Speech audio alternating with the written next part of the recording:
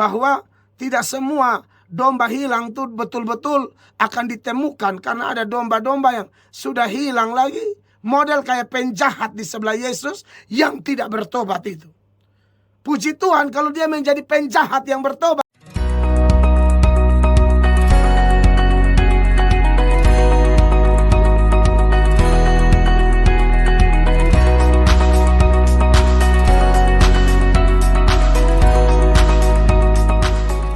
Silakan. Mohon jawaban dari firman Tuhan di dalam Yeskiel pasal 34 ayat 16. Mohon penjelasan dari firman Tuhan ini Bapak Gembala. Silakan, Yeskiel 34 ayat 16. Mari tunggu ya, saya siapkan ayatnya, saya lihat baru saya baca ya. Yeskiel 34 ayat 16 ya. Kadang sih sudah ketemu ayatnya belum? Saya baca dulu. Ya. Biar saya baca. Siap. Yang hilang akan kucari, yang tersesat akan kubawa pulang, yang luka akan kubalut, yang sakit akan kukuatkan, serta yang gemuk dan yang kuat akan kulindungi. Aku akan menggembalakan mereka sebagaimana seharusnya.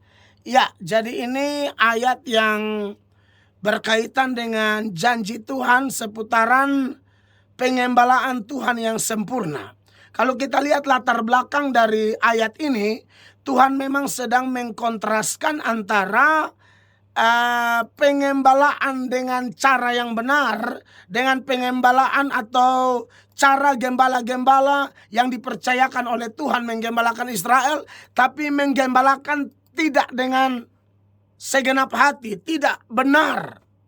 Makanya di dalam ayat ini ada hal-hal yang menarik yang kita lihat ya. Jaminan Tuhan, dia bilang yang hilang akan kucari.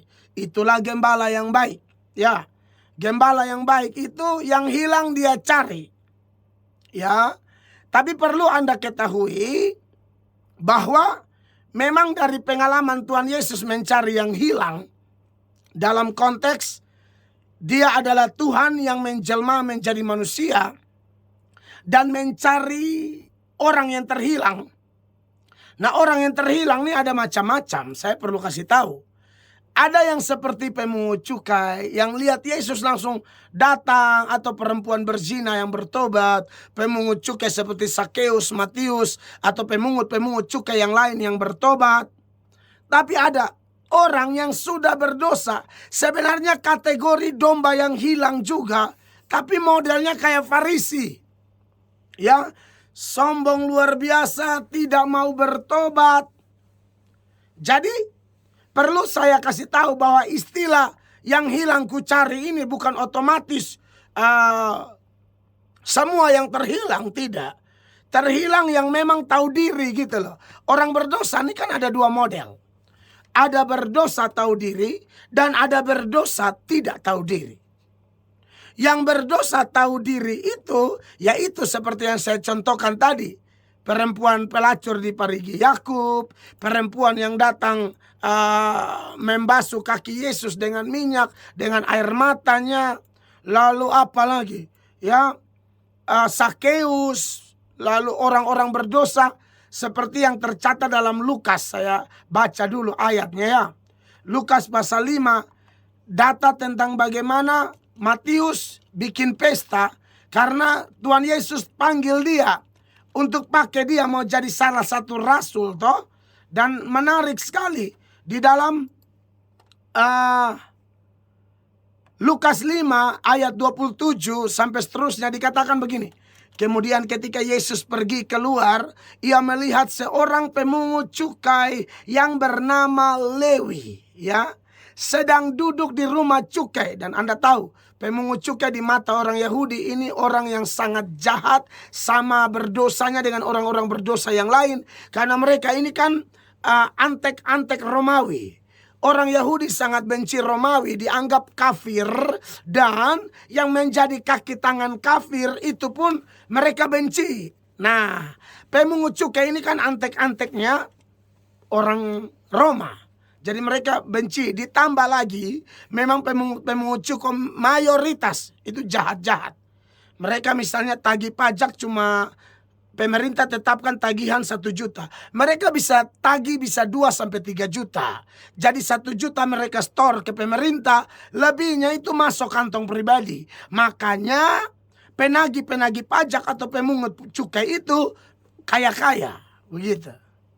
Nah, orang-orang ini dibenci, tapi herannya di dalam Lukas 5 ayat 27 ini dikatakan kemudian ketika Yesus pergi keluar, ia melihat seorang pemungut cukai. Ini saya anggap juga domba yang hilang yang dia cari, yang bernama Lewi, sedang duduk di rumah cukai. Yesus berkata kepadanya, ikutlah aku. Saudara lihat ayat 28, respon dari domba hilang itu. Nah, domba yang sudah hilang model begini.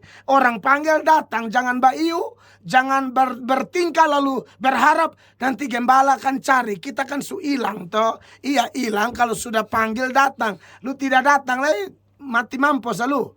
Orang su cari lu bikin tingkah. Ayat 28, maka berdirilah Lewi dan meninggalkan segala sesuatu, lalu mengikut dia. Nah, ini ayat 29.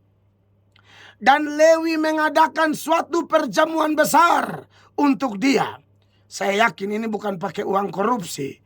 Dia pakai uang yang dia pun gaji murni ya. Kalau Yesus sampai makan di rumah orang begini, saya yakin Yesus tidak pernah buat dosa. Maka saya yakin uang yang Zakeus pakai bikin acara untuk Yesus ini pasti uang halal punya. Tidak semua uang dalam rumah Matius pasti uang haram kan. Ada yang halal, nah halal yang dia pakai. Dan Lewi mengadakan suatu perjamuan besar untuk dia di rumahnya. Perhatikan. Dan sejumlah besar pemungut cukai dan orang-orang lain turut makan bersama-sama dengan dia. Bukan hanya Lewi saja domba hilang, tapi ada domba-domba hilang yang lainnya gabung makan, duduk di sekeliling Yesus.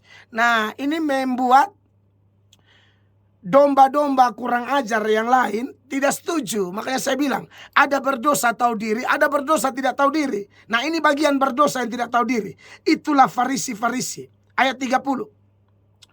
Orang-orang Farisi dan ahli-ahli Taurat bersungut-sungut kepada murid-murid Yesus, katanya, mengapa kamu makan dan minum bersama-sama dengan pemungut cukai dan orang berdosa? Anda lihat, mereka pikir mereka tidak berdosa. Hanya pemungut cukai dan kawan-kawannya lah yang berdosa. Lalu Tuhan Yesus kan dengar itu. Tuhan Yesus langsung bantah mereka, sambar mereka. Tuhan Yesus bilang begini di ayat 31. Lalu jawab Yesus kepada mereka, katanya, bukan orang sehat yang memerlukan tabib, tetapi orang sakit. 32. Aku datang bukan untuk memanggil orang benar. Emangnya ada orang benar? Bukan itu maksud Yesus. Orang sok benar. Benar dia pikir bisa berdiri di atas kebenarannya sendiri. Seperti saya khotbah tadi. Aku datang bukan untuk memanggil orang benar, tetapi orang berdosa supaya mereka bertobat. Nah, jadi akhirnya saudara-saudara, di situ jelas ada orang yang kategori domba yang hilang. Ini saya menjawab Yesaya 34 ayat 16 toh. Allah tuh akan mencari yang hilang. Tapi persoalan yang hilang itu ada 2 jenis tadi. Yang hilang tahu diri dan yang sudah hilang tapi tidak tahu diri. Contoh lain, yang hilang tidak tahu diri.